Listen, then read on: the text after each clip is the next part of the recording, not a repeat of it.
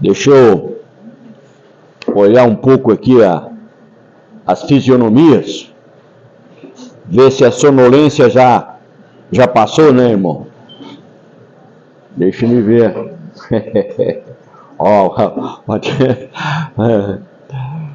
Muito bem. Que bom estarmos aqui. É muito bom mesmo. Nós estamos pensando em por que nós precisamos. Nós começamos a pensar em precisar de Deus. Por quê? Porque Ele é o Criador, o nosso Criador. Ele nos conhece muito melhor do que nós mesmos. Ele é o nosso Redentor. É aquele que, depois de afrontarmos a sua justiça, a sua santidade, Ele providenciou um meio de salvação. Porque a dívida contraída pelo homem é muito acima, mas muito acima da capacidade de pagamento que o homem porventura pudesse ter. Então, Ele é o nosso Redentor. Falamos também que Ele é o nosso provedor, não é? Na nossa vida física e tudo mais, para manter a vida, Ele é o nosso provedor. E agora de manhã, nós vamos começar a pensar por que nós precisamos da Bíblia. A palavra de Deus, tanto o Antigo como o Novo Testamento, como guia para salvação, como guia para conforto, como guia para a minha vida cristã a cada dia. Por quê? Porque nós precisamos da Bíblia. Vamos para Hebreus capítulo 11. Hebreus capítulo 11, versículo 6.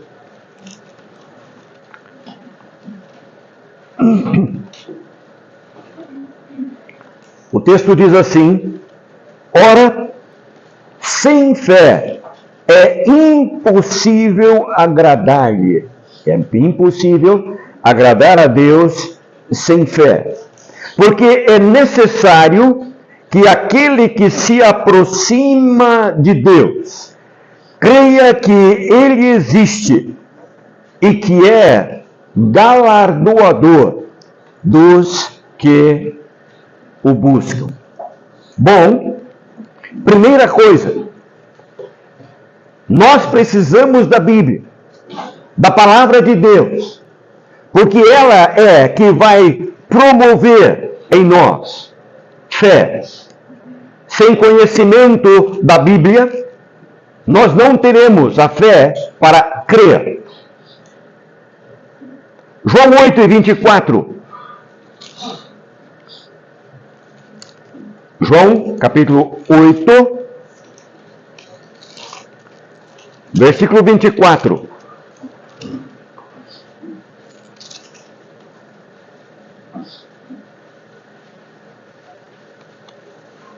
Por isso, vos disse que morrereis em vossos pecados, porque se não crerdes que eu sou, morrereis em vossos pecados. Lembraram-se agora quando nós lemos esta indicação, se não creres que eu sou? Lembraram-se de anteontem à noite, quando nós falamos sobre a instituição da ceia, e que o Senhor está falando com os discípulos que alguém entre eles há de levantar contra ele o calcanhar, alguém entre eles vai traí-lo, e o Senhor diz: olha, e eu estou dizendo para vocês antes, para que quando aconteça, vocês saibam que eu sou. E nós estávamos meditando que o nome Eu Sou é o nome de Deus.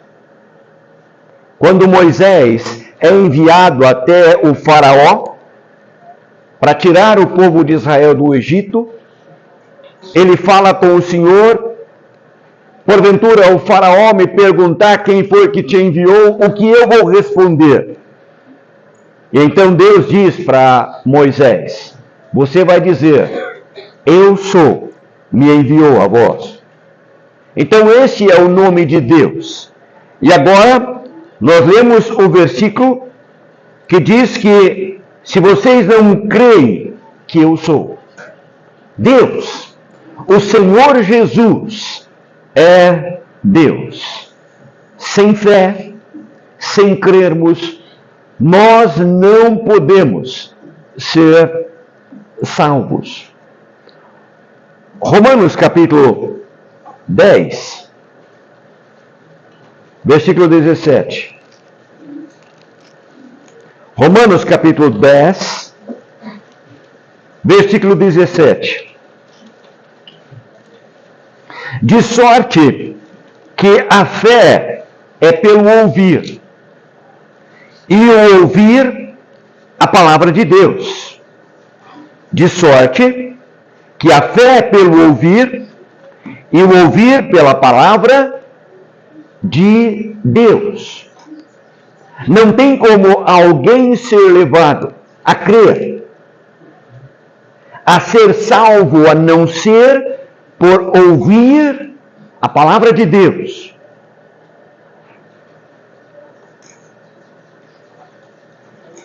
Bom, está na moda hoje em dia artistas e pessoas tão conhecidas dizerem: olha, agora sou salvo, vou dar um testemunho e tal, né? E de quando em quando você encontra pessoas que dizem: olha, eu tive um sonho com o Senhor Jesus e Ele disse para mim deixar a minha vida lá e servi-lo, e eu me converti agora. Nada mais longe da verdade do que isso.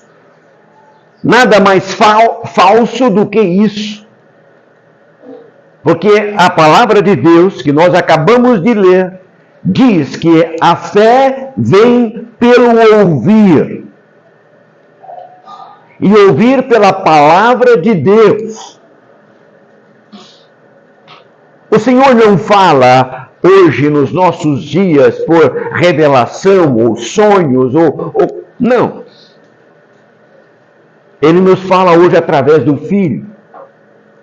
Ele nos fala hoje através da sua palavra. É isso que vai levar o homem a crer no Senhor como Salvador. Evangelho de João, capítulo 20.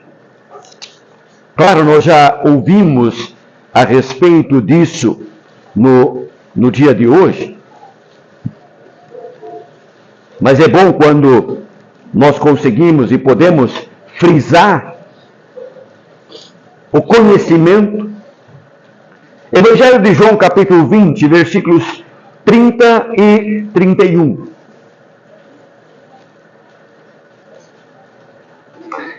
Jesus, pois, operou também na presença de seus discípulos muitos outros sinais que não estão escritos nesse livro. Estes, porém, foram escritos para que creiais que Jesus é o Cristo, o Filho de Deus, e para que, crendo, tenhais vida em seu nome. Para que foram escritos os evangelhos? Para que é que nós temos a palavra de Deus? Para que nós creiamos. Os evangelhos foram escritos para produzir fé. Então, se alguém não ouve a palavra do Senhor, se alguém não aprende da Bíblia, ele não vai crer.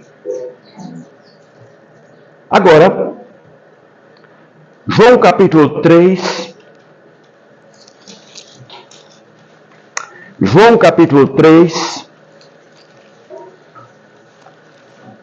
versículos 3 a 5.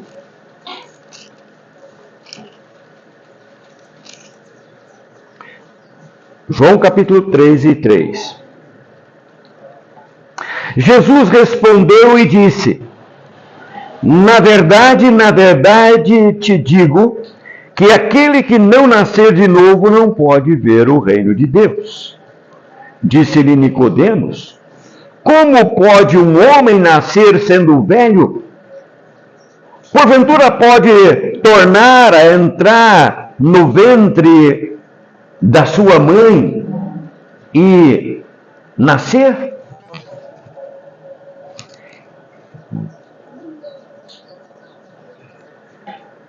Nicodemos, um homem culto, vai encontrar com o Senhor à noite, mas um homem que tem um desejo sincero de aprender do Senhor. Você já pensou, esse homem culto, ao ouvir a necessidade de nascer de novo, a pergunta que ele faz, a gente olha, mas não é possível que eu estou ouvindo isso de Nicodemos, uma pergunta como esta. Mas a questão é que havia neste coração uma sinceridade. Ele quer aprender, ele precisa ser transformado, e o Senhor conhece isso. E então, com toda a paciência, o Senhor ajuda aquele homem a entender. Sabe, a gente fica pensando, por exemplo, naquele jovem rico advogado que procura o Senhor. Senhor, o que eu preciso fazer para herdar a vida eterna? Olha, você conhece os mandamentos? Puxa vida, desde que eu era criança, não é? E ele vai citando alguns. Mas o Senhor identifica logo o que aquele homem, qual que era a fraqueza, o que tinha naquele homem que o impedia. Porque o Senhor os conhece. E ele era um homem que tinha muitas posses, e então o Senhor diz: olha, você vai vender o que você tem, você vai repartir com os pobres, e você vai vir e você vai ter um lugar nos céus. E a Bíblia diz que aquele homem se retirou triste, porque ele era dono de muitas riquezas. Esse não tinha real interesse, não é? O Senhor não chamou, vem cá, vamos conversar. Não. Ele foi. Mas Nicodemos não. Ele colocou a sua dúvida diante do Senhor com toda a seriedade. E então o Senhor esclareceu.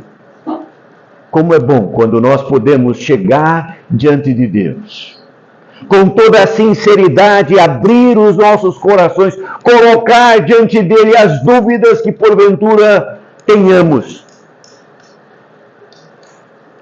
E ouvir o Senhor responder, falar ao nosso coração. A necessidade de um novo nascimento, a necessidade de ter uma nova vida, só vem pelo conhecimento da palavra de Deus. Por isso nós precisamos da Bíblia, a palavra de Deus. Agora, a falta da palavra de Deus, a falta de conhecimento da palavra de Deus, destruiu Israel.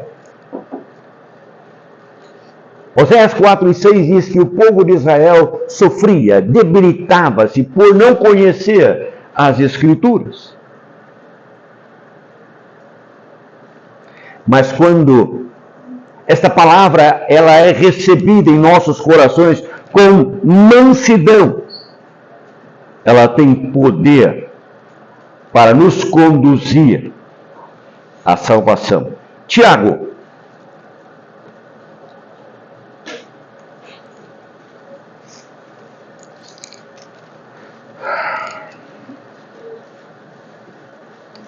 capítulo 1, versículo 21. Tiago, capítulo 1, versículo 21. Pelo que, rejeitando toda imundícia e acúmulo de malícia, recebei com mansidão a palavra em vós enxertada, a qual pode salvar a vossa alma. Hoje, aquilo que eu penso, aquilo que eu acho, está tomando uma proporção muito grande. Não é? Ah, mas eu acho assim. Não, mas a Bíblia diz assim. E deve ser como a Bíblia diz, e não como eu penso, não como eu acho.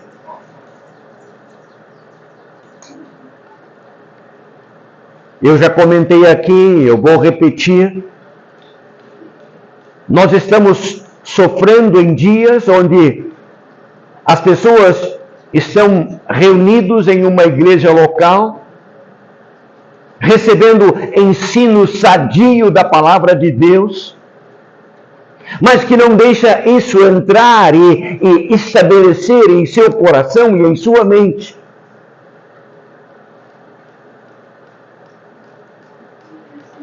E daí um pouquinho aparece alguém pregando ou visitando os nossos lugares, as nossas igrejas,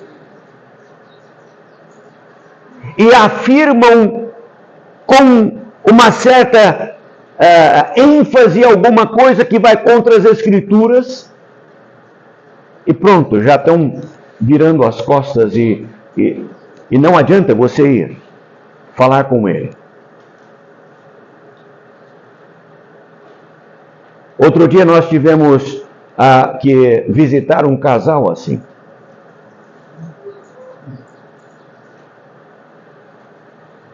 Ele está saindo do meio dos irmãos para ir para uma denominação. E quando você vai colocar alguns princípios neotestamentários, ele diz, mas o fulano de tal veio aqui e ele diz que não tem problema. Olha, o importante é pregar a palavra para salvação. O mais tudo é negociável. O uso do véu é negociável. A prática do batismo é negociável. A ceia do Senhor todos os domingos, isso é negociável. Olha, aceitar divórcio e novo casamento é negociável, não tem problema. Espera aí, mas a que ponto nós vamos chegar? A palavra de Deus não tem mais nenhum valor? Os meus interesses são colocados acima dos interesses de Deus. E meus jovens, nós precisamos aprender a colocar em primeiríssimo lugar os interesses de Deus.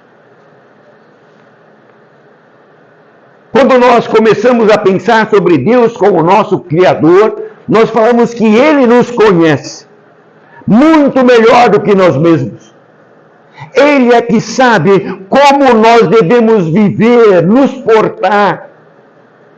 Nós usamos o exemplo de um eletrodoméstico que tem um manual de instruções.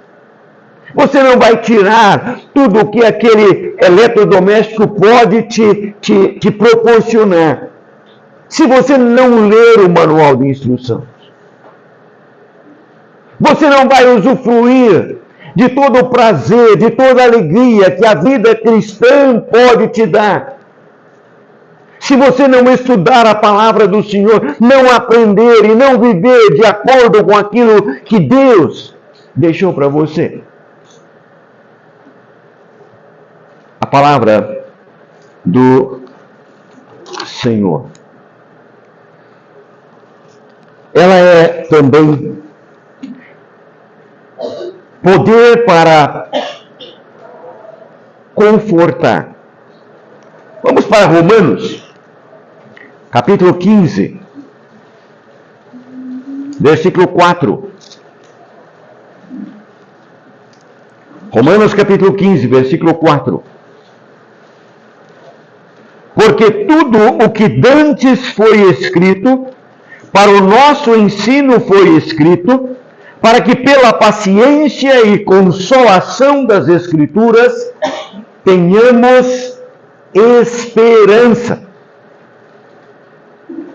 Porque tudo o que dantes foi escrito, para o nosso ensino foi escrito, para que pela paciência e consolação das Escrituras tenhamos esperança. Então Paulo está falando aqui da esperança que é fornecida pelas Escrituras.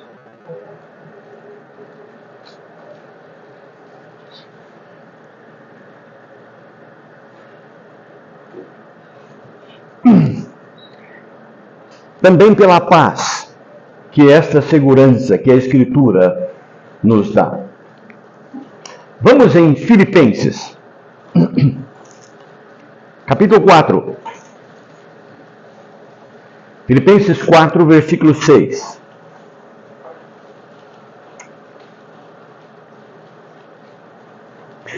Não estejais inquietos por coisa alguma, antes as vossas petições sejam em tudo conhecidas diante de Deus, pela oração e súplicas, com ação de graças, e a paz de Deus, que excede todo o entendimento, guardará os vossos corações e os vossos sentimentos em Cristo Jesus.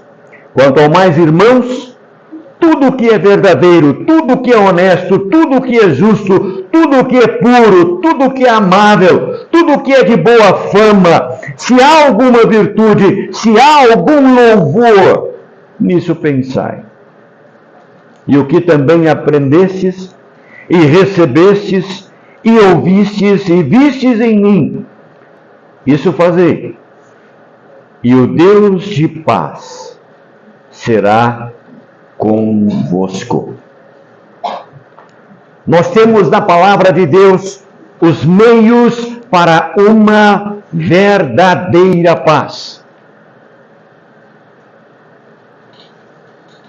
Não vamos encontrar isso em nenhum outro lugar, mas única e exclusivamente na palavra de Deus. Salmo 119.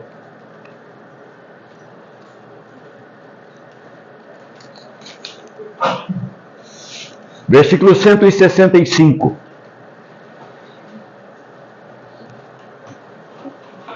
Salmo 119, versículo 165. Muita paz tem os que amam a tua lei. Para eles não há tropeço. Muita paz tem os que amam a tua lei, e para eles não há tropeço. Sabe, a gente fica olhando nos nossos dias tantos naufrágios na fé, falta de conhecimento da palavra do Senhor, falta de deixar que a palavra de Deus domine os seus corações, as suas decisões, e por isso tantos naufrágios.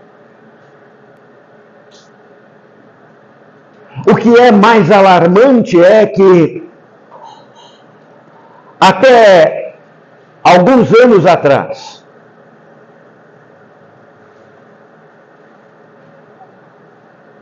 o nosso grupo, os irmãos, eram conhecidos como o povo da Bíblia.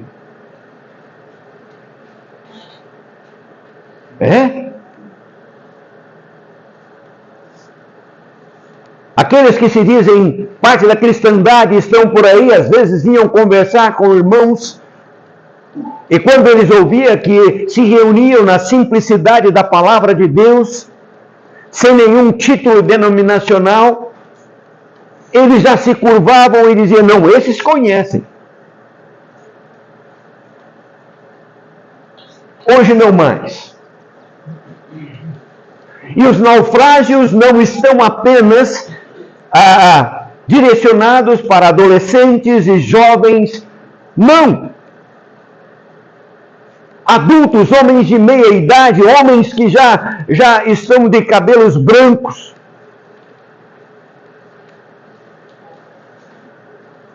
Há aqueles que acham que obreiros é uma casta especial.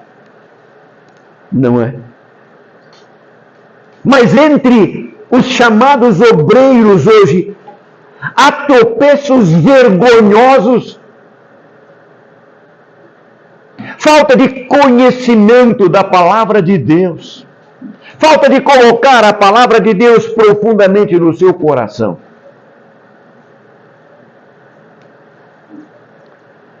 Deixe-me falar para você, eu não sei se quando o irmão argentino teve em Sacramento, seu Olavo ainda estava por lá?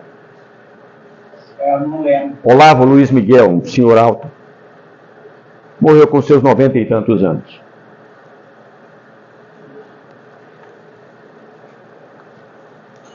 Bom, ele contava para a gente e dizia, irmão, eu não estou contando para minha exaltação, mas eu quero que você entenda aqui agora.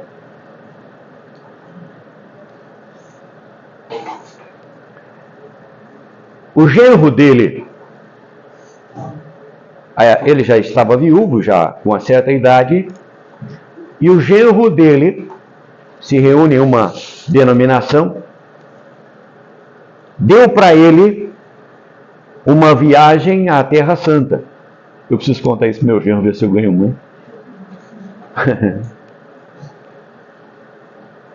Então ia um grupo de me parece que 43 pastores e suas esposas iam juntos e o seu Olavo no meio.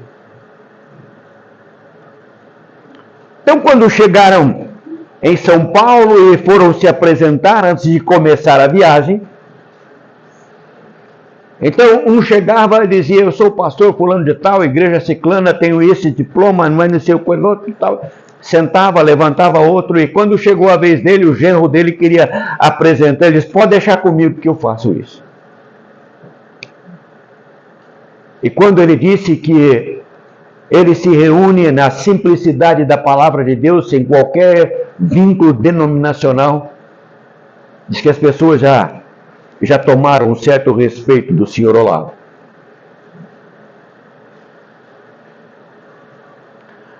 É claro, eu não vou defender o que eu vou te falar agora, porque eu entendo que a ceia do Senhor é para uma igreja local, é para uma igreja reunida.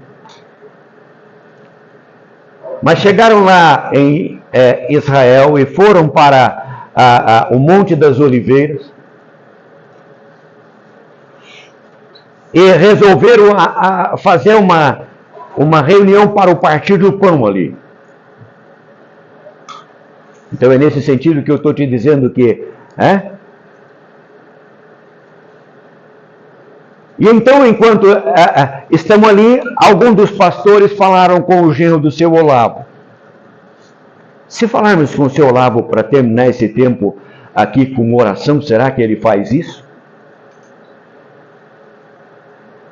E o seu Olavo aceitou.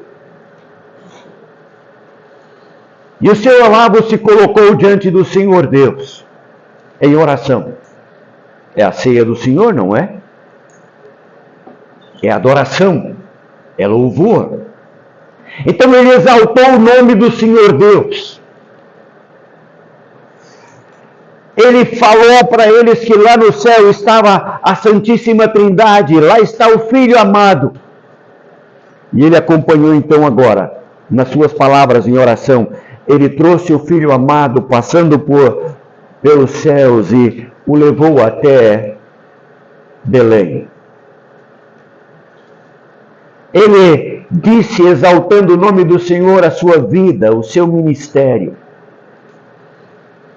Ele levou o Senhor Jesus até a noite da ceia e depois ao pátio do sumo sacerdote, o acompanhou até a cruz. Ele acompanhou quando o corpo do Senhor foi tirado da cruz e levado para um túmulo. E acompanhou quando ele ressuscitou, até que 40 dias depois ele foi assunto aos céus. E ele terminou a sua oração. Dá uma olhada ao redor. Vê se você pode imaginar aqueles 43 com as suas esposas, que estavam de queixo caído. Talvez como os discípulos, quando o Senhor acalmou o vento e o mar, não é? Quem é esse? E eles estavam de queixo caído, dizendo, mas que conhecimento, hein? Em 2 minutos o homem expôs o plano de salvação, exaltou o nome do Senhor Deus e levou o Senhor e assentou ele no trono lá na glória novamente. 2 minutos. E sabe o que aconteceu depois? Parece que ele era uma celebridade. Ele disse, irmão, não é para me exaltar. Ele disse, mas cada um daqueles chegaram com as suas famílias e disseram, seu Olavo, posso tirar uma foto com o senhor, com a minha família? Sabe, mas isso não deveria ser algo assim. Cada um dos servos de Deus deveriam conhecer profundamente as Escrituras.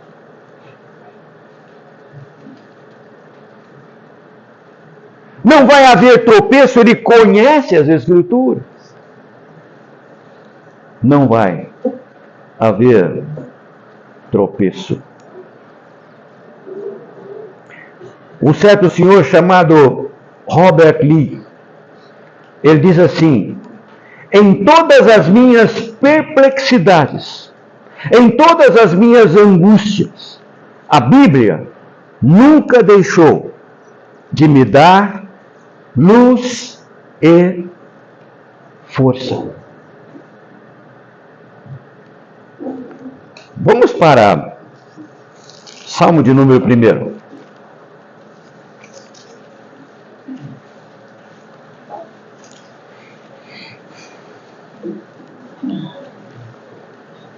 Salmo número 1.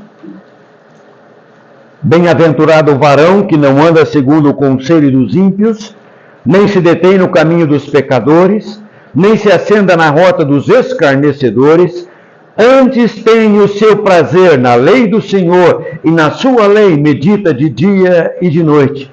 Pois será como a árvore plantada junto a ribeiros de águas, a qual dá o seu fruto na estação própria, e cujas folhas não caem, e tudo quanto fizer prosperará. Meu querido, você quer ser próspero? Meu querido, você quer ter uma vida que honre o nome do Senhor? Conheça a sua palavra. Conheça a sua palavra. A palavra bem-aventurança quer dizer uma felicidade muito acima do que aquilo que o mundo conhece. É por isso que o Salmo começa bem-aventurado. Bem-aventurado. Felicidade através da nutrição, da estabilidade que a palavra de Deus proporciona.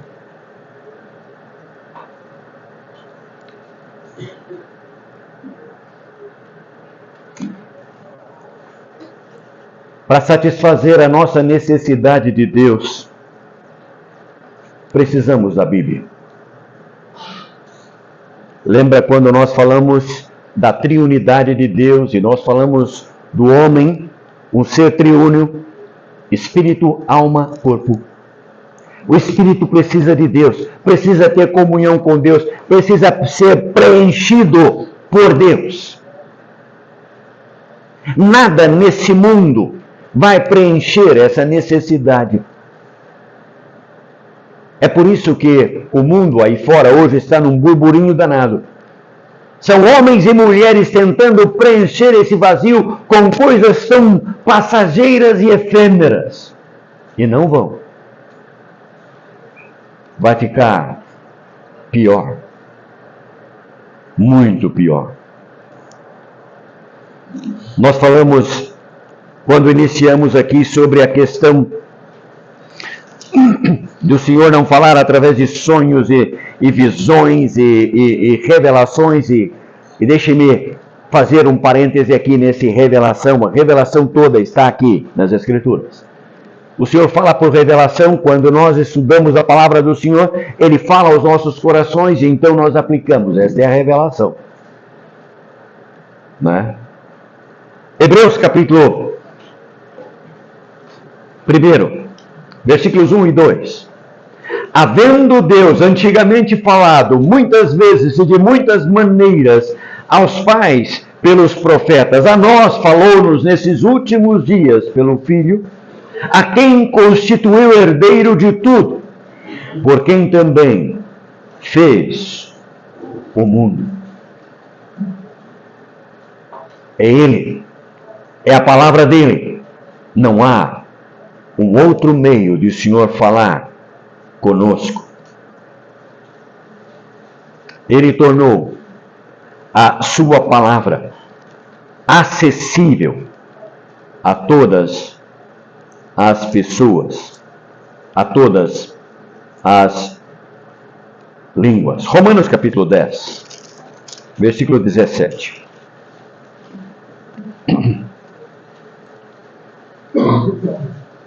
Romanos 10 e 17, de sorte que a fé é pelo ouvir, e eu ouvir pela palavra de Deus. Mas digo, porventura não ouviram?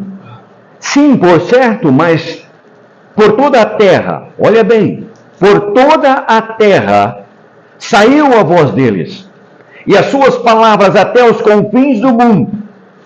Mas digo, porventura Israel não soube? Primeiramente, diz Moisés, eu vos meterei em ciúmes com aqueles que não são povo, com gente insensata vos provocarei a ira. E Isaías ousadamente diz, fui achado pelos que não me buscaram. Fui manifesto aos que por mim não perguntavam. Mas contra Israel diz, todo dia estendi as minhas mãos a um povo rebelde, a um povo contradizente. Quando nós conhecemos a Bíblia, a palavra de Deus, nós experimentamos o poder de Deus nas nossas vidas. Grandes homens já falaram sobre o valor da Bíblia. Eu tenho aqui alguns relatos, como Ronald Reagan. Dentro das capas desse único livro, a Bíblia, estão todas as respostas para todos os problemas que enfrentamos hoje. Se ao menos pudéssemos lê-lo e acreditar. É a palavra de Deus, não contém, é a palavra de Deus. Abraham Lincoln. Acredito que a Bíblia é o melhor presente que Deus já deu ao homem. Todo o bem do Salvador do mundo é comunicado a nós por meio desse livro. E Patrick Henry diz, a Bíblia vale mais do que todos os outros livros já impressos. E a pergunta é, essa é a nossa atitude para com a Bíblia? Ela toma uma posição central de importância na nossa vida? Queridos, se não, é necessário que colocamos ela em ponto central na nossa vida. Que nenhum escritor humano ou pensamento humano venha ultrapassar a Bíblia.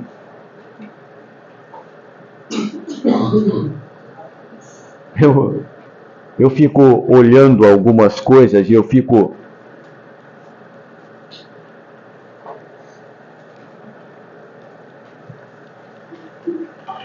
Você já viu que talvez a cada ano, não é? eles lançam uma nova edição da Bíblia. Eu não estou dizendo o texto bíblico em si, mas comentaristas.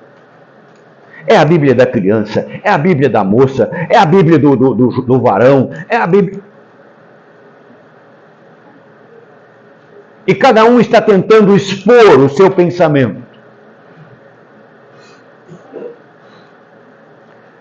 E cada um desses comentaristas, eles trazem o pensamento, 3, 4, 5 pensamentos diferentes e trazem confusão. Não é? Confusão. A Bíblia, o texto bíblico. E as propagandas estão aí. A Bíblia do pregador renovado, a Bíblia... Mas que o texto bíblico, que a palavra do Senhor seja realmente o guia, o centro nas nossas vidas. Amém.